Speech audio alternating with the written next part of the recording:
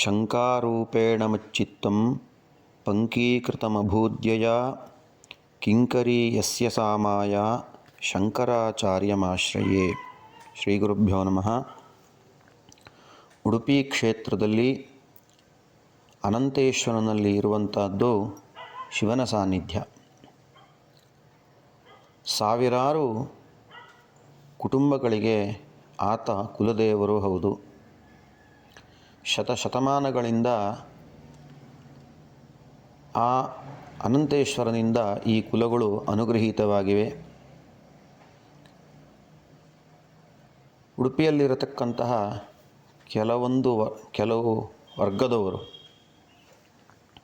ಈ ಅನಂತೇಶ್ವರನನ್ನು ಬದಲಾಯಿಸಲು, ಅಂದರೆ ದೇವರನ್ನೇ ಬದಲಾಯಿಸಲು ಪ್ರಯತ್ನವನ್ನು ಬಹಳ ಕಾಲಿನ ಮಾಡಿಕೊಂಡು ಬರ್ತಾ ಇದ್ದಾರೆ.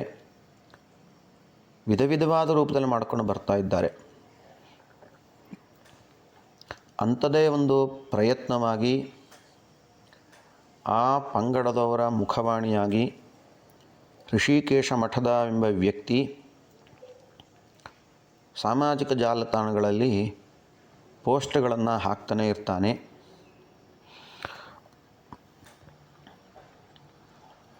ಅಂತಹದೇ ಒಂದು ಪೋಸ್ಟಿನಲ್ಲಿ ಆ ವ್ಯಕ್ತಿ ಗುರುವಂಶ ಕಾವ್ಯದ ವ್ಯಾಖ್ಯಾನಕಾರರಾದಂತಹ ಲಕ್ಷ್ಮಣಶಾಸ್ತ್ರಿಗಳ ವ್ಯಾಖ್ಯಾನವನ್ನು ಆಧರಿಸಿಕೊಂಡು ಈ ವ್ಯಾಖ್ಯಾನವನ್ನು ನೋಡಿದಾಗ ಅನಂತೇಶ್ವರನು ಅನಂತಾಸನೆ ಎಂಬುದಾಗಿ ಸಿದ್ಧವಾಗುತ್ತದೆ ಎಂಬುದಾಗಿ ಸಾಮಾಜಿಕ ಜಾಲತಾಣಗಳಲ್ಲಿ ಪ್ರಕಟಿಸಿದ್ದಾನೆ. ಸನ್ಮಿತ್ರರೊಬ್ಬರು ಆ ಲೇಖನವನ್ನು ನನಗೆ ತೋರಿಸಿ, ಇವನು ಹೇಳ್ತಿರುವುದು ಸರಿಯಾಗಿದೆಯೇ, ಆ ವ್ಯಾಖ್ಯಾನ ಆ ಥರನಾಗಿ ಅರ್ಥವನ್ನು ಹೊಮ್ಮಿಸುತ್ತಿರುವುದು ಸರಿಯೇ ಎಂಬುದಾಗಿ ಕೇಳಿದರು. ನನ್ನ ವೃತ್ತಿ ಬೇರೆಯಾಗಿದ್ದರೂ ಕೂಡ ಕುತೂಹಲದಿಂದ ಆ ಲೇಖವನ್ನು ಗಮನಿಸಿದಾಗ ತೋರಿ ಬಂದದ್ದು ಏನು ಕೇಳಿದ್ರೆ, ಅದೊಂದು ದುಷ್ಟ ಲೇಖನ. ದುಷ್ಟತ್ವ ಹೇಗೆ ಬಂದಿದೆ ಕೇಳಿದ್ರೆ, ಆ ಲೇಖನದಲ್ಲಿ ಅನೃತಗಳೇ ಅಂದರೆ ಸುಳ್ಳುಗಳ ಕಂತೆಯೇ ತುಂಬಿಕೊಂಡಿದೆ. ದುಸ್ತರ್ಕವನ್ನು ಅದರೊಳಗಡೆ ಇರಿಸಲಾಗಿದೆ. ಪ್ರತಿಪಾದಿಸಲ್ಪಡಬೇಕಾದ ವಿಷಯಕ್ಕೂ ವ್ಯಾಖ್ಯಾನದಲ್ಲಿರುವ ವಿಷಯಕ್ಕೂ ಯಾವುದೇ ತೆರನಾದ ಸಂಬಂಧವಿಲ್ಲ. ವಂಚನೆ ಮಾಡುವ ದೃಷ್ಟಿಯಿಂದ, ಯಾಕೆಂತಂದರೆ ಲಕ್ಷ್ಮಣಶಾಸ್ತ್ರಿಗಳು ಶೃಂಗೇರಿ ಮಠದ ವಿದ್ವಾಂಸರಾಗಿದ್ದವರು, ನೂರಾರು ವರ್ಷಗಳ ಹಿಂದೆ ಇದ್ದವರು. ಅವರನ್ನು ಬಳಸಿಕೊಂಡು ಜನರನ್ನು ಏಮಾರಿಸುವ ಪ್ರಯತ್ನವಾಗಿ ಹಾಗೆ ಆತ ಮಾಡಿರೋದು. ಅವನು ಹೇಳಿರುವ ಅಂಶಗಳಲ್ಲಿ ಯಾವ ಒಂದು ಅಂಶವೂ ಕೂಡ ವ್ಯಾಖ್ಯಾನದಿಂದ ಸಿದ್ಧವಾಗ್ತಾ ಇಲ್ಲ. ಅಪಿತು ಆತನಿಗೆ ವಿರುದ್ಧವಾಗಿ, ಅಂದರೆ ಅನಂತೇಶ್ವರ ದೇವರಲ್ಲಿರುವುದು ಶಿವನ ಸಾನ್ನಿಧ್ಯವೇ ಎಂಬುದು ಸಿದ್ಧವಾಗ್ತಾ ಇದೆ. ಈ ಅಭಿಪ್ರಾಯವನ್ನು ಅವರಿಗೆ ಸಾಧ್ಯಂತವಾಗಿ ವಿವರಿಸಿಯಾಯಿತು. ಆಗ ಆ ಮಿತ್ರರು ಹೇಳಿದರು, ಇದನ್ನು ಎಲ್ಲ ಜನರಿಗೂ ತಿಳಿಸಿದರೆ ಅನುಕೂಲವಾಗತ್ತೆ. ಯಾಕೆಂತಂದರೆ ಈ ವರ್ಗದ ಜನರೇನಿದ್ದಾರೋ ಇವರು ರೋಚಕವಾಗಿ ಮಾತನಾಡಿ ಜನರನ್ನು ಮರಳು ಮಾಡ್ತಾರೆ. ಹಾಗಾಗಿ ಲಕ್ಷ್ಮಣಶಾಸ್ತ್ರಿಗಳ ವ್ಯಾಖ್ಯಾನ ಏನಿದೆಯೋ ಇದಕ್ಕೂ ಅವನು ಹೇಳ್ತಿರೋದಕ್ಕೂ ಏನೂ ಸಂಬಂಧ ಇಲ್ಲ ಹೇಳೋದನ್ನು ತಾವು ಯಾವುದಾದ್ರು ರೀತಿಯಿಂದ ಪ್ರಕಟಪಡಿಸಿದರೆ ಅನುಕೂಲವಾಗತ್ತೆ ಅಂತ ಹೇಳಿದರು. ಹಾಗಾಗಿ ಆ ಪ್ರಯತ್ನದ ಅಂಗವಾಗಿ ಈ ಶ್ರವಣ ಮಾಲಿಕೆಯನ್ನು ಮಾಡ್ತಾ ಇರೋದು. ಮೊಟ್ಟ ಮೊದಲಿಗೆ ಆ ಗುರುವಂಶ ಕಾವ್ಯದ ಶ್ಲೋಕವನ್ನು ನೋಡೋಣ. ಆನಂತರದಲ್ಲಿ ಅದರ ವ್ಯಾಖ್ಯಾನವನ್ನು ಗಮನಿಸೋಣ. ಇವೆರಡು ಅಂಶವನ್ನು ನಾವು ಸರಿಯಾಗಿ ತಿಳಿದುಕೊಂಡ್ವಿ ಅಂತಂದರೆ ಕೇಳುಗರಿಗೂ ಕೂಡ ಸ್ಪಷ್ಟವಾಗಿ ಗೊತ್ತಾಗತ್ತೆ ಈತ ಮಾಡ್ತಿರೋದು ದುಸ್ತರ್ಕ ಹಾಗೂ ಸುಳ್ಳು ಹೇಳೋದು ಎಲ್ಲ ಶ್ರೋತೃಗಳಿಗೂ ಕೂಡ ಗೊತ್ತಾಗತ್ತೆ. ಈ ಗುರುವಂಶ ಕಾವ್ಯವನ್ನು ಬರೆದವರು ಲಕ್ಷ್ಮಣಶಾಸ್ತ್ರಿಗಳು. ಅವರೇ ಸ್ವತಃ ಈ ಕಾವ್ಯಕ್ಕೆ ವ್ಯಾಖ್ಯಾನವನ್ನು ಮಾಡಿದ್ದಾರೆ. ಪ್ರಕೃತದಲ್ಲಿ ಈ ಮಠದ ಎಂಬ ವ್ಯಕ್ತಿ ತೆಗೆದುಕೊಂಡಿರೋ ಶ್ಲೋಕ ಯಾಕೆ ಕೇಳಿದ್ರೆ, ಶ್ರೀ ಶಂಕರ ಭಗವತ್ಪಾದಾಚಾರ್ಯರು ಧರ್ಮ ದಿಗ್ವಿಜಯ ಯಾತ್ರೆಯ ಅಂಗವಾಗಿ ಲೋಕಕ್ಕೆ ನೀತಿಯನ್ನು ಧರ್ಮವನ್ನು ಹೇಳುತ್ತಾ ಉಡುಪಿಯ ಕ್ಷೇತ್ರಕ್ಕೆ ಬರ್ತಾರೆ. ಅಲ್ಲಿ ಅನಂತೇಶ್ವರನನ್ನು ಪೂಜಿಸಿದರು, ಚಂದ್ರಮೌಳೀಶ್ವರನನ್ನು ಪೂಜಿಸಿದರು. ಇದನ್ನು ಹೇಳ್ತಕ್ಕಂಥ ಶ್ಲೋಕ. ಸತೌಲವ ಗ್ರಾಮವರಂ ಪ್ರತೀತಂ ಶ್ರೀರೌಪ್ಯ ಪೀಠಾಖ್ಯಪುರಂ ಪ್ರಪೇದೆ ಶ್ರೀಮಾನಂತೇಶ್ವರಮರ್ಚಯಿತ್ವ ಚಂದ್ರೇಶ್ವರಂ ಚಾರು ಮುನೀಂದ್ರ ಆರ್ಚತು. ಶ್ರೀಶಂಕರ ಭಗವತ್ಪಾದಾಚಾರ್ಯರು ತೌಲವ ಗ್ರಾಮದಲ್ಲಿಯೇ ಶ್ರೇಷ್ಠವಾದಂತಹ ಪ್ರಸಿದ್ಧವಾದಂತಹ ಶ್ರೀರೌಪ್ಯ ಪೀಠಾಖ್ಯಪುರಂ, ರೌಪ್ಯಪೀಠ ಎಂಬುದಾಗಿ ಪ್ರಸಿದ್ಧವಾದಂತಹ ಪಟ್ಟಣಕ್ಕೆ ಬಂದರು. ಅಲ್ಲಿ ಅನಂತೇಶ್ವರಂ ಅರ್ಚಯಿತ್ವ, ಅನಂತೇಶ್ವರನನ್ನು ಪೂಜಿಸಿ, ಚಂದ್ರೇಶ್ವರನನ್ನು ಆರ್ಚತು, ಚಾರು ಆರ್ಚತು, ಬಹಳ ಚೆನ್ನಾಗಿ ಪೂಜಿಸಿದರು. ಇದು ಆ ಶ್ಲೋಕದ ಅರ್ಥ. ಈ ಶ್ಲೋಕಕ್ಕೆ ವ್ಯಾಖ್ಯಾನವನ್ನು ಕೂಡ ಅವರು ಮಾಡಿದ್ದಾರೆ. ಅದರೊಳಗಡೆ ವ್ಯಾಖ್ಯಾನ ದೊಡ್ಡದಾಗಿದೆ. ಅದರೊಳಗಡೆ ಈತ ತನಗನುಕೂಲಕರವಾಗಿ ಯಾವ ವ್ಯಾಖ್ಯಾನವನ್ನು ಬಳಸ್ಕೊಂಡಿದ್ದಾನೋ, ತನಗೆ ಅನುಕೂಲವಾಗಬಹುದು ಅಂತ ತಿಳ್ಕೊಂಡು ಯಾವ ವ್ಯಾಖ್ಯಾನ ಭಾಗವನ್ನು ಬಳಸ್ಕೊಂಡಿದ್ದಾನೋ ಆ ವ್ಯಾಖ್ಯಾನವನ್ನು ಇವಾಗ ಗಮನಿಸೋಣ. ಶ್ರೀಮಾನಂತೇಶ್ವರಮರ್ಚಯಿತ್ವ ಚಂದ್ರೇಶ್ವರಂ ಚಾರ ಮುನೀಂದ್ರ ಆರ್ಚತೋ, ಏನು ಶ್ಲೋಕದ ಉತ್ತರಾರ್ಧವಿದೆಯೋ ಅದರ ವ್ಯಾಖ್ಯಾನವನ್ನು ಆತ ತೆಗೆದುಕೊಂಡಿರೋದು. ಶ್ರೀಮಾನಯಂ, ಶ್ರೀಮಾನ್ ಶಬ್ದಕ್ಕೆ ಮುನೀಂದ್ರ ಹೇಳೋದನ್ವಯ. ಶ್ರೀಮಾನ್ ಮುನೀಂದ್ರ ಅನಂತೇಶ್ವರಂ ಅರ್ಚಯಿತ್ವ ಚಂದ್ರೇಶ್ವರಂ ಚಾರು ಆರ್ಚತು. ಶ್ರೀಮಾನ್ ಅನಂತೇಶ್ವರಂ ಅರ್ಚಯಿತ್ವ, ಮುಂದೆ ಚಂದ್ರಶೇಖರಂ ಅಂತ ಹೇಳಿದ್ರು, ಆಮೇಲೆ ಚಾರು ಆರ್ಚತ್ ಅಂತ ವ್ಯಾಖ್ಯಾನದಲ್ಲಿ ಹೇಳಿದ್ದಾರೆ. ಆರ್ಚತ್ ಹೇಳೋದು ಯಾವ ಧಾತು ಯಾವ ಲಕಾರ ಹೇಳೋದನ್ನು ಹೇಳಿದ್ರು. ಅರ್ಚಪೂಜಾಯಾಮ್ ಇತ್ಯಸ್ಮಾ ಲಂಗ್, ಅರ್ಚಪೂಜಾಯಾಮ್ ಧಾತುವಿನ ಲಂಗ್ ಲಕಾರ ಎಂಬುದಾಗಿ ಹೇಳಿದರು. ಇದು ಸ್ಪಷ್ಟವಾಗಿ ಇರೋದರಿಂದಾಗಿ ಮತ್ತೆ ಇದಕ್ಕೆ ಈ ಶ್ಲೋಕದ ಪದಗಳಿಗೆ ಅರ್ಥವನ್ನು ಹೇಳುವುದಕ್ಕೆ ಭಾರಿ ಏನು ಬೇಕಾಗಿಲ್ಲ. ಹಾಗಾಗಿ ಕೇವಲ ಚಂದ್ರೇಶ್ವರ ಶಬ್ದಕ್ಕೆ ವಿವರಣೆಯಾಗಿ ಚಂದ್ರಶೇಖರಂ ಅಂತ ಮಾತ್ರ ಹೇಳಿದರು.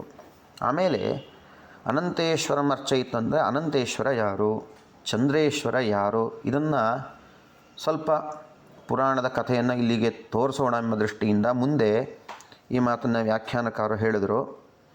ಪಾತಾಳಗಾಮಿ ರಜತಪೀಠೋದಿತ ಸುವರ್ಣಮಯಲಿಂಗಾತ್ಮಾನಂ ಅನಂತೇಶ್ವರಂ ಅನಂತಃ ಪೂಜಯಿತ್ವಾ ವಿಷ್ಣುಶಯ್ಯಾತ್ವಂ ಪ್ರಾಪ. ಇದಕ್ಕೆ ಮುಂದೆ ಸಹ್ಯಾದ್ರಿ ಖಂಡಾದೋ ಪ್ರಸಿದ್ಧಂ ಹೇಳೋಲ್ಲ ಅನ್ವಯ. ಹಾಗೆಯೇ ಕುಪಿತಗೌರಿ ವಿರಹೇಶ್ವರ ಸಪ್ತ ಚಂದ್ರೋಪಿ ಚಂದ್ರೇಶ್ವರಂ ಪೂಜಯಿತ್ವಾ ಮುಕ್ತಶಾಪಃ ಕಲಾವಿವೃದ್ಧಿಂ ದೈನಂದಿನೀಂ ಪ್ರಾಪ ಇತಿ ಚ ಸಹ್ಯಾದ್ರಿ ಖಂಡಾದೋ ಪ್ರಸಿದ್ಧಂ. ಇವೆರಡು ಸಹ್ಯಾದ್ರಿ ಖಂಡದಲ್ಲಿ ಪ್ರಸಿದ್ಧವಾಗಿದೆ. ಯಾವುದೆರಡು ಕೇಳಿದ್ರೆ, ಪಾತಾಳಗಾಮಿ ಅನಂತಃ, ಪಾತಾಳದಲ್ಲಿ ಇರತಕ್ಕಂತಹ ಅನಂತನು ರಜತಪೀಠೋದಿತ ಸುವರ್ಣಮಯಲಿಂಗಾತ್ಮಾನಂ ಅನಂತೇಶ್ವರಂ, ರಜತಪೀಠದಲ್ಲಿ ಉದಿಸಿದ ಸುವರ್ಣಮಯನಾದಂತಹ ಲಿಂಗರೂಪಿಯಾದಂತಹ ಅನಂತೇಶ್ವರನನ್ನು, ಹಿಂದೆ ಹೇಳಿಯಾಗಿದೆ ಪಾತಾಳಗಾಮಿ ಅನಂತಃ, ಪಾತಾಳಗಾಮಿಯಾದ ಅನಂತನು ಪೂಜಿಸಿ ವಿಷ್ಣುಶಯ್ಯಾತ್ವಂ ಪ್ರಾಪ, ವಿಷ್ಣುವಿನ ಶಯ್ಯೆಯಾಗುವಿಕೆಯನ್ನು ಪ್ರಾಪ ಪಡೆದನು ಎಂಬುದಾಗಿ ಸಹ್ಯಾದ್ರಿ ಖಂಡದಲ್ಲಿ ಪ್ರಸಿದ್ಧವಾಗಿದೆ. ಇದು ಅನಂತೇಶ್ವರ ಅಂದರೆ ಯಾರು, ಅನಂತೇಶ್ವರ ಶಬ್ದ ಯಾಕೆ ಬಂತು ಹೇಳುವುದನ್ನು ವ್ಯಾಖ್ಯಾನಕಾರರು ಹೇಳ್ತಾ ಇರೋದು. ಹಾಗೆ ಮುಂದೆ ಆ ಅನಂತೇಶ್ವರ ದೇವಸ್ಥಾನದ ಮುಂದ್ಗಡೆನೂ ಒಂದು ಶಿವನ ಸಾನ್ನಿಧ್ಯವಿದೆ. ಅದನ್ನು ಚಂದ್ರಮೌಳೀಶ್ವರ ಎಂಬುದಾಗಿ ಹೇಳ್ತಾರೆ. ಯಾಕೆ ಹಾಗೆ ಹೇಳ್ತಾರೆ ಅಂತ ಕೇಳಿದ್ರೆ ಅದಕ್ಕೂ ವ್ಯಾಖ್ಯಾನಕಾರರು ಹೇಳ್ತಿದ್ದಾರೆ. ಕುಪಿತನಾದಂತಹ ಗೌರಿ ವಿರಹೇಶ್ವರ ಸಪ್ತಚಂದ್ರೋಪಿ, ಗೌರಿ ವಿರಹದಿಂದ ಕೂಡಿರತಕ್ಕಂತಹ ಯಾವ ಈಶ್ವರನಿದ್ದಾನೋ, ಕುಪಿತನಾದ ಆ ಈಶ್ವರನಿಂದ ಶಪಿಸಲ್ಪಟ್ಟ ಚಂದ್ರೋಪಿ, ಚಂದ್ರನೂ ಕೂಡ ಚಂದ್ರೇಶ್ವರಂ ಪೂಜಯಿತ್ವ, ಚಂದ್ರೇಶ್ವರನ್ನು ಪೂಜಿಸಿ. ಚಂದ್ರೇಶ್ವರ ಅಂದರೆ ಯಾರು? ಹಿಂದೆ ಅವರು ಹೇಳಿಬಿಟ್ಟಿದ್ದಾರೆ, ಚಂದ್ರಶೇಖರಂ ಅಂತ ವಿವರಣೆ ಕೊಟ್ಟಿದ್ದಾರೆ. ಯಾಕೆ ಚಂದ್ರಶೇಖರಂ ಅಂತ ವಿವರಣೆಯನ್ನು ಕೊಟ್ಟರು ಅಂತ ಕೇಳಿದ್ರೆ, ಅನಂತೇಶ್ವರ ದೇವಸ್ಥಾನದ ಮುಂದ್ಗಡೆ ಇರತಕ್ಕಂಥ ಶಿವನ ಸಾನ್ನಿಧ್ಯಕ್ಕೆ ಈಗ ಚಂದ್ರಮೌಳೀಶ್ವರ ಎಂಬುದಾಗಿ ಹೇಳ್ತಾರೆ.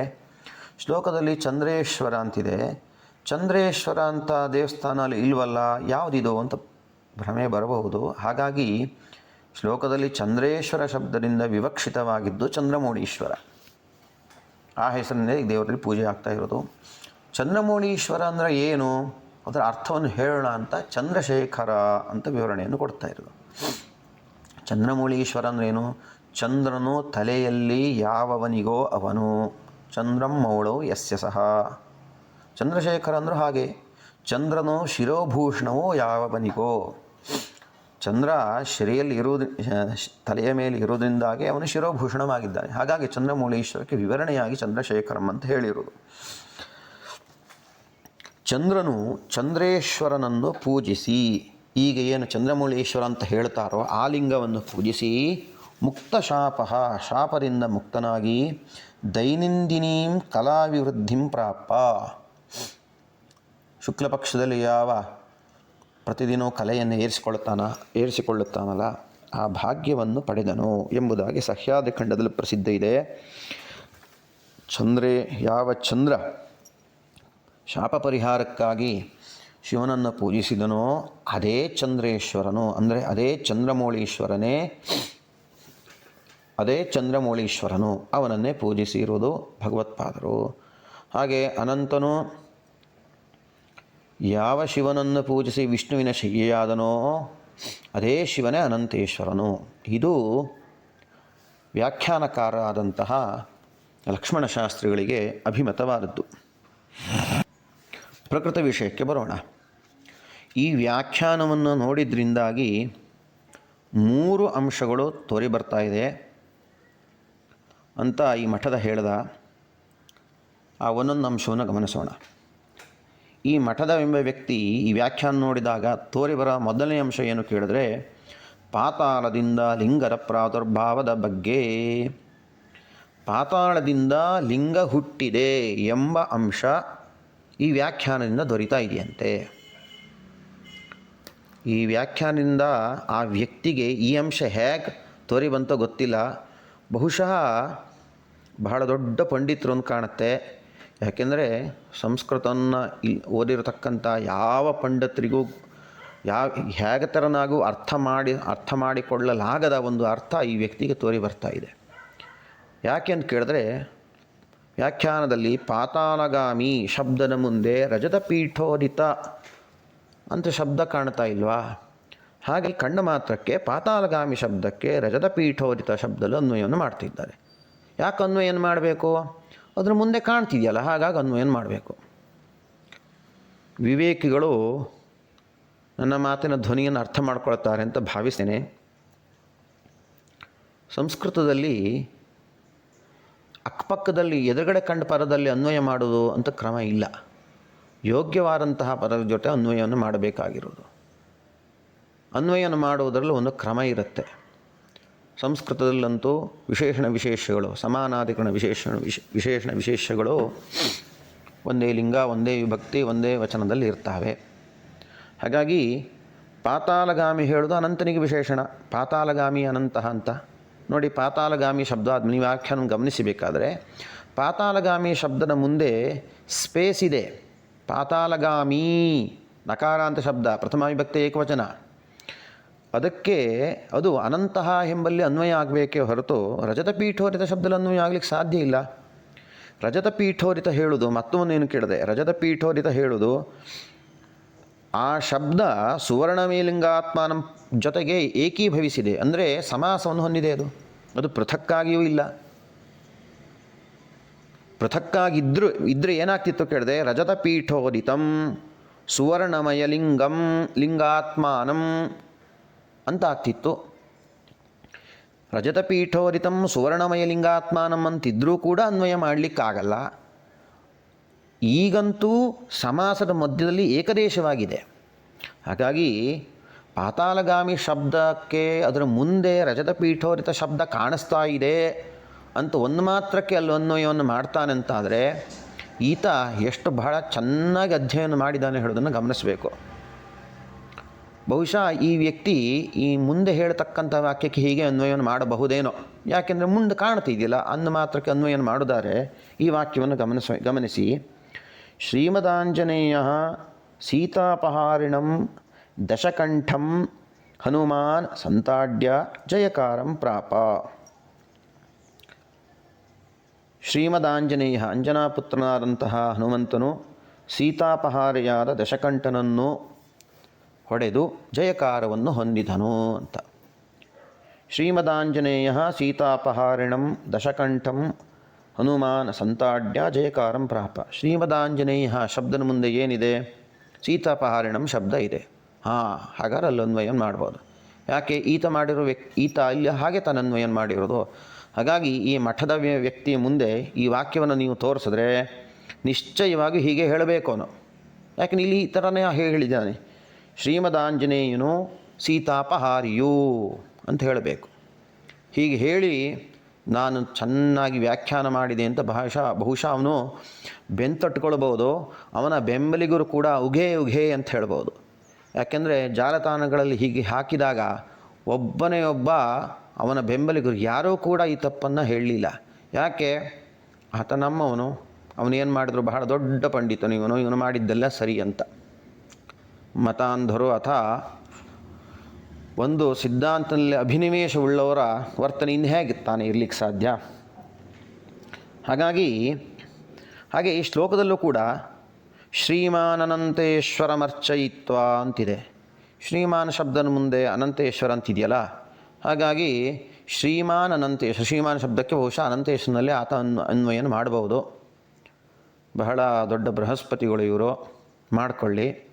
ಆದರೆ ಶ್ರೋತೃಗಳ ಮುಂದೆ ಹೇಳಲಿಕ್ಕೆ ಇಚ್ಛೆ ಪಡ್ತೀನಿ, ಪಾತಾಳಗಾಮಿ ಎಂಬತಕ್ಕಂತಹ ಪ್ರಥಮಾಂತಕ್ಕೆ ಯಾವ ಕಾರಣಕ್ಕೂ ಕೂಡ ಅನಂತಹ ಎಂಬಲ್ಲಿ ಅನ್ವಯವೇ ಹೊರತು ಏಕದೇಶವಾದಂಥ ರಜತಪೀಠೋದಿತ ಎಂಬ ಶಬ್ದದಲ್ಲಿ ಅನ್ವಯವಾಗಲ್ಲ.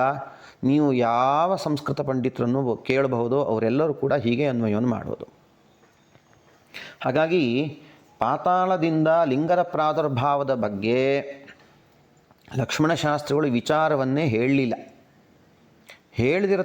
ಅವ್ರು ಹೇಳಿದಿರೋ ವಿಚಾರವನ್ನು ಅವರು ಹೇಳಿದ್ದಾರೆ ಎಂಬುದಾಗಿ ಈತ ಹೇಳ್ತಿದ್ದಾನೆ ಅಂತಂದರೆ ಈತ ಎಷ್ಟು ಸತ್ಯಕ್ಕೆ ನಿಷ್ಠನಾದವನು ಎಂಬುದನ್ನು ಶ್ರೋತೃಗಳು ಗಮನಿಸಬೇಕು. ಅಥವಾ ಈ ವ್ಯಕ್ತಿಗೆ ಹಾಗೆ ಅನ್ವಯ ಆಗುವುದಿಲ್ಲ ಅಂತ ಗೊತ್ತಿರಬಹುದು, ಮಾರಿಸಲಿಕ್ಕೆ ತನ್ನ ಜಾಣಮೌಢ್ಯತೆಯನ್ನು ಪ್ರದರ್ಶಿಸುತ್ತಿದ್ದಾನೆ, ಶ್ರೋತೃಗಳನ್ನು ಮಾರಿಸ್ಲಿಕ್ಕೆ ಪ್ರಯತ್ನ ಪಡ್ತಿದ್ದಾನೆ. ಎರಡರಲ್ಲಿ ಒಂದು ಹೇಳಲೇಬೇಕು. ಒಂದೋ ಆತನಿಗೆ ಸಂಸ್ಕೃತ ಗೊತ್ತಿಲ್ಲ ಅಂತ ಹೇಳಬೇಕು, ಗೊತ್ತಿದೆ ಅಂತಂದರೆ ಮೋಸ ಮಾಡಲಿಕ್ಕೆ ನೋಡ್ತಿದ್ದಾನೆ ಅಂತಲೇ ಹೇಳಬೇಕು. ಉಭಯತಃ ಪಾಶಾರಜ್ಜು. ಈ ಮಠದ ವ್ಯಕ್ತಿ ಏನು ಹೇಳ್ಕೊಂಡೋ, ಈ ವ್ಯಾಖ್ಯಾನದಿಂದ ಗೊತ್ತಾಗ್ತಾ ಇದೆ ಅಂತ ಹೇಳ್ಕೊಂಡಲ್ಲ, ಪಾತಾಳದಿಂದ ಲಿಂಗ ಹುಟ್ಟಿದೆ ಅಂತ, ಇದಕ್ಕೆ ಒಂದು ಪ್ರಮಾಣವನ್ನು ಕೊಡ್ತಿದ್ದಾನೆ. ಸಹ್ಯಾದ್ರಿ ಖಂಡದ್ದು ಅಂತ ಹೇಳಿ ಒಂದು ಪ್ರಮಾಣವನ್ನು, ಒಂದು ಶ್ಲೋಕವನ್ನು ಮುಂದ್ಗಡೆ ಇಡ್ತಿದ್ದಾನೆ. ತತ್ರ ರಾಮಂ ಸಂಸ್ತುವಂತಹ ಸ್ಮರತಶ್ಚ ಮಹೀಪತೆ ಕಾಲೇನ ಕ್ರಿಯತಾ ತತ್ರ ಭಗವಾನ್ ಭಕ್ತವತ್ಸಲಃ ಲಿಂಗಾಕಾರೇಣ ತನ್ಮಧ್ಯೆ ವ್ಯಕ್ತೋಭೂತ್ ಕರುಣಾನ್ವಿತಃ ಆಪಾತಾಳತಲಾತ್ ತಸ್ಯ ಮೂಲಂ ಭೂಮೋ ಶಿರಃ ಕಿಲ ಎಂಬ ಶ್ಲೋಕವನ್ನು ತೋರಿಸ್ತಾ ಇದ್ದಾನೆ. ಇಲ್ಲಿ ತತ್ರ ರಾಮಂ ಸಂಸ್ತುವಂತ ಶಬ್ದಕ್ಕೆ ಎಲ್ಲನ್ವಯ, ಯಾರಿಗನ್ವಯ ಅಂತಲೇ ಗೊತ್ತಿಲ್ಲ. ಸ್ಮರತಶ್ಚ ಮಹೀಪತೆ, ಈ ವಿಭಕ್ತಿಯಂತವೇ ಬೇರೆ, ಸಂಸ್ತುವಂತ ಶಬ್ದ ವಿಭಕ್ತಿಯಂತವೇ ಬೇರೆ, ಏನೋ ಆ ವ್ಯಕ್ತಿಗೆ ಗೊತ್ತು. ಕಾಲೇನ ಕ್ರಿಯತಾ ತತ್ರ, ಕ್ರಿಯತಾ ಕಾಲೇನ ಅಂದರೆ ಸ್ವಲ್ಪ ಕಾಲದಲ್ಲಿಯೇ ಭಕ್ತವತ್ಸಲನಾದಂತಹ ಭಗವಂತನು, ಪ್ರಕೃತನಾದವನು ಪರಶುರಾಮ ಅಂತ ತಿಳ್ಕೊಂಡು ಹೇಳ್ತಿದ್ದಾನೆ. ಭಗವಂತರಾದಂತಹ ಪರಶುರಾಮರು ತನ್ಮಧ್ಯೆ ಲಿಂಗಾಕಾರೇಣ ವ್ಯಕ್ತೋಭೂತ್ ಕರುಣಾನ್ವಿತಃ, ಮಧ್ಯದಲ್ಲಿ ಲಿಂಗಾಕಾರದಿಂದ ವ್ಯಕ್ತನಾದನು. ಅವನ ಮೂಲವು ಆಪಾತಾಳತಲಾತ್, ಪಾತಾಳದಿಂದ ಮೊದಲುಕೊಂಡು ಆತನ ಆ ಲಿಂಗದ ಮೂಲಭಾಗ ಬಿತ್ತು, ಭೂಮಿಯಲ್ಲಿ ಆ ಲಿಂಗದ ಶಿರವಿತ್ತು ಎಂಬುದಾಗಿ ಸ್ಕಾಂದ ಪುರಾಣದಲ್ಲಿದೆ ನೋಡಿ ಎಂಬುದಾಗಿ ಎದುರುಗಡೆ ತೋರಿಸ್ತಾ ಇದ್ದಾನೆ. ಶ್ಲೋಕದಲ್ಲಿ ಇಲ್ಲ ಅಂತ ಹೇಳ್ತಾ ಇಲ್ಲ, ಶ್ಲೋಕದಲ್ಲಿ ಆ ಉಲ್ಲೇಖ ಇದೆ. ಆದರೆ ವ್ಯಾಖ್ಯಾನಕಾರರು ಪಾತಾಳಗಾಮಿ ಶಬ್ದಕ್ಕೆ ಅನಂತ ಶಬ್ದದಲ್ಲಿ ಅನ್ವಯನ ಮಾಡ್ತಾ ಇದ್ದಾರಲ್ಲ, ಹಾಗಾಗಿ ನಮ್ಗೆ ಗೊತ್ತಾಗ್ತಿರೋದು ಏನು ಕೇಳಿದ್ರೆ ಇದು ಪ್ರಕ್ಷಿಪ್ತವಾದಂತಹ ಶ್ಲೋಕ. ಯಾಕೆಂದರೆ ವ್ಯಾಖ್ಯಾನಕಾರರು ಸಹ್ಯಾದ್ರಿ ಖಂಡಾದೋ ಪ್ರಸಿದ್ಧಂ ಅಂತ ಹೇಳಿದ್ದಾರೆ. ಅಂದರೆ ಅವರು ಸಹ್ಯಾದ್ರಿ ಖಂಡದ ಭಾಗವನ್ನು ಓದಿದ್ದಾರೆ ಅಂತಾಯಿತು. ಸಹ್ಯಾದ್ರಿ ಖಂಡದ ಭಾಗವನ್ನು ಓದಿ ಪಾತಾಳಗಾಮಿಯಾದಂತಹ ಅನಂತನು ಅಂತ ಹೇಳ್ತಿದ್ದಾರೆ ಅಂತಂದರೆ ಬೇರೆ ಯಾವುದೋ ಒಂದು ವಿಷಯವಿತ್ತು. ಪಾತಾಳಗಾಮಿ ಎಂಬ ವಿಶೇಷಣವು ಅನಂತನಿಗೆ ಅನ್ವಯವಾಗುವಂತೆ ಯಾವುದೋ ಒಂದು ಶ್ಲೋಕವು ಕಥಾಭಾಗವಿತ್ತು. ಈಗ ಇವನು ತೋರಿಸ್ತಿರತಕ್ಕಂಥ ಸಹ್ಯಾದ್ರಿ ಖಂಡದಲ್ಲಿ ಅದು ಕಾಣ್ತಾ ಇಲ್ಲ ಅಂತಂದರೆ ಇವರು ಕೈಚಳಕವನ್ನು ತೋರಿಸಿದ್ದಾರೆ ಎಂಬುದು ನಿಚ್ಚಳವಾಗಿ ಗೊತ್ತಾಗ್ತಾ ಇದೆ. ಯಾಕೆಂತಂದರೆ ಅದೇ ಯಾವ ಸಹ್ಯಾದ್ರಿ ಖಂಡದ ಭಾಗವನ್ನು ಲಕ್ಷ್ಮಣಶಾಸ್ತ್ರಿಗಳು ನೋಡಿದ್ರೋ ಅದೇ ಸಹ್ಯಾದ್ರಿ ಖಂಡು ಈಗ ಇದ್ದಿದ್ದರೆ ಈಗ ಕಾಣಬೇಕಿತ್ತಲ್ಲ, ಅದು ಕಾಣ್ತಾ ಇಲ್ವಲ್ಲ. ಅವರು ಪಾತಾಳಗಾಮಿ ಶಬ್ದವನ್ನು ಅನಂತನಿಗೆ ಅನ್ವಯ ಮಾಡ್ತಿದ್ದಾರೆ. ಈಗ ತೋರಿ ಬರುತ್ತಿರತಕ್ಕಂಥ ಸಹ್ಯಾದ್ರಿ ಖಂಡದಲ್ಲಿ ಆಪಾತಾಳ ಎಂಬ ಶಬ್ದಕ್ಕೆ ಲಿಂಗದಲ್ಲಿ ಅನ್ವಯವಾಗ್ತಾ ಇದೆ. ಅಂದರೆ ಏನು? ಕೈಚಳಕವನ್ನು ತೋರಿಸಿದ್ದಾರೆ, ಕರಾಮತ್ತನ್ನು ಮಾಡಿದ್ದಾರೆ. ಒಂದು ವರ್ಗದವರು ಕರಾಮತ್ತನ್ನು ಮಾಡಿದ್ದಾರೆ ಅಂತ ಗೊತ್ತಾಗತ್ತೆ. ಹಾಗಾಗಿ ಯಾವ ಸಹ್ಯಾದ್ರಿ ಖಂಡವನ್ನು ಲಕ್ಷ್ಮಣಶಾಸ್ತ್ರಿಗಳು ಓದಿದ್ರೋ ಆ ಸಹ್ಯಾದ್ರಿ ಖಂಡವನ್ನು ಈ ಮಠದವೆಂಬ ವ್ಯಕ್ತಿ ಎದುರುಗಡೆ ತೋರಿಸ್ತಾ ಇಲ್ಲ. ಅಪಿತು ತಮಗೆ ಅನುಕೂಲಕರವಾಗುವಂತೆ ತಿರುಚಿದ ಭಾಗವನ್ನು ತೋರಿಸ್ತಾ ಇದ್ದಾನೆ. ಅದನ್ನೇ ಸಹ್ಯಾದ್ರಿ ಖಂಡ ಎಂಬುದಾಗಿ ಏಮಾರಿಸಲು ಪ್ರಯತ್ನಿಸುತ್ತಿದ್ದಾನೆ ಹೇಳುವುದು ಇವನ ಈ ವ್ಯಾಖ್ಯಾನದಿಂದ ಗೊತ್ತಾಗ್ತಾ ಇದೆ. ಹಾಗಾಗಿ ಲಕ್ಷ್ಮಣಶಾಸ್ತ್ರಿಗಳ ಈ ವ್ಯಾಖ್ಯಾನವನ್ನು ಓದಿದ್ರಿಂದಾಗಿ ಏನು ಗೊತ್ತಾಯಿತು ಅಂತ ಕೇಳಿದ್ರೆ, ಪಾತಾಳಗಾಮಿ ಹೇಳುವುದಕ್ಕೆ ರಜತಪೀಠ ಹೇಳಲು ಅನ್ವಯ ಅಲ್ಲ. ಹಾಗೆ ಸಹ್ಯಾದ್ರಿ ಖಂಡ ಅಂತ ಇವನು ಏನು ಹೇಳ್ತಿದ್ದಾನೋ ಇದು ಮೂಲ ಸಹ್ಯಾದ್ರಿ ಖಂಡ ಅಲ್ಲ, ಅಪಿತು ಪ್ರಕ್ಷಿಪ್ತ ಸಹ್ಯಾದ್ರಿ ಖಂಡ. ಅಷ್ಟೇ ಅಲ್ಲದೆ ಇನ್ನೊಂದು ವಿಚಾರ ಇಲ್ಲಿ ಏನು ಗೊತ್ತಾಗ್ತಿದೆ ಅಂತ ಕೇಳಿದ್ರೆ, ಲಕ್ಷ್ಮಣಶಾಸ್ತ್ರಿಗಳು ಕಾವ್ಯ ಬರೆಯುವ ಕಾಲದಲ್ಲೂ ಅನಂತನಿಗೆ ಅನುಗ್ರಹಿಸಿದ ಆ ಲಿಂಗವನ್ನು ಅನಂತೇಶ್ವರ ಎಂಬ ಶಬ್ದದಿಂದಲೇ ವ್ಯವಹಾರವನ್ನು ಮಾಡ್ತಾ ಇದ್ದರು. ಹಾಗೆಯೇ ಈಶ್ವರನನ್ನಾಗಿಯೇ ಪೂಜಿಸುತ್ತಿದ್ದರು ಎಂಬುದು ಗೊತ್ತಾಗ್ತಾ ಇದೆ. ಅವರು ಓದಿರತಕ್ಕಂಥ ಸಹ್ಯಾದ್ರಿ ಖಂಡದಲ್ಲಿ ಅನಂತಾಸನ ಅಂತಿದ್ದರೆ ಆಗಲೂ ಕೂಡ ಅನಂತಾಸನನ್ನೇ ಪೂಜೆ ಮಾಡಬೇಕಿತ್ತು, ಆಗಲೇ ಅನಂತಾಸನ ಅಂತಲೇ ವ್ಯವಹಾರದಲ್ಲಿ ಇರಬೇಕಿತ್ತು. ಆದರೆ ಈ ಶ್ಲೋಕದಲ್ಲಿ ಅವರು ಅನಂತೇಶ್ವರ ಅಂತ ಶಬ್ದವನ್ನು ಬರ್ತಿದ್ದಾರೆ. ಹಾಗಾಗಿ ಆ ಕಾಲದಲ್ಲಿ ಅನಂತೇಶ್ವರ ಅಂತಲೇ ವ್ಯವಹಾರ ಇತ್ತೇ ಹೊರತು ಅನಂತಾಸನ ಅಂತ ಇಲ್ಲ ಅಂತ ಹೇಳೋದು ಸ್ಪಷ್ಟವಾಗಿ ಗೊತ್ತಾಗತ್ತೆ. ಆ ಅನಂತೇಶ್ವರ ಎಂದರೆ ಶಿವನೇ ಎಂಬುದನ್ನು ನಾವು ಕೊನೆಯಲ್ಲಿ ಇದನ್ನು ಪ್ರಮಾಣದ ಮೂಲಕ ದೃಢಪಡಿಸಿ ತೋರಿಸ್ತೇನೆ.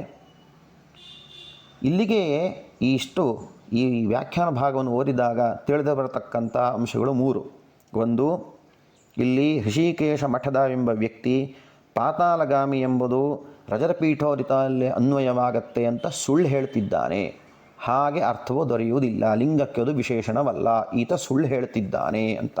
ಆಮೇಲೆ ಇನ್ನೊಂದು ಅಂಶ ಗೊತ್ತಾಗ್ತಿರೋದು ಏನು ಕೇಳಿದ್ರೆ, ಸಹ್ಯಾದ್ರಿ ಖಂಡದಲ್ಲಿ ಪ್ರಕ್ಷೇಪವನ್ನು ಮಾಡಿದ್ದಾರೆ. ಇವನು ಹೇಳಿರತಕ್ಕಂಥ ಸಹ್ಯಾದ್ರಿ ಖಂಡ ಮೂಲ ಸಹ್ಯಾದ್ರಿ ಖಂಡ ಅಲ್ಲ. 3ನೇ ಅಂಶ, ಅನಂತೇಶ್ವರನನ್ನು ಅಂದಿನ ಕಾಲದಲ್ಲೂ ಅನಂತೇಶ್ವರ ಶಬ್ದದಿಂದಲೇ ವ್ಯವಹರಿಸುತ್ತಿದ್ದರು, ಪೂಜಿಸುತ್ತಿದ್ದರು ಅಂತ. ಮುಂದಿನ 2 ಅಂಶಗಳನ್ನು ಮುಂದಿನ ಭಾಗದಲ್ಲಿ ವಿವೇಚನೆಯನ್ನು ಮಾಡೋಣ. ಹರಿ ಓಂ.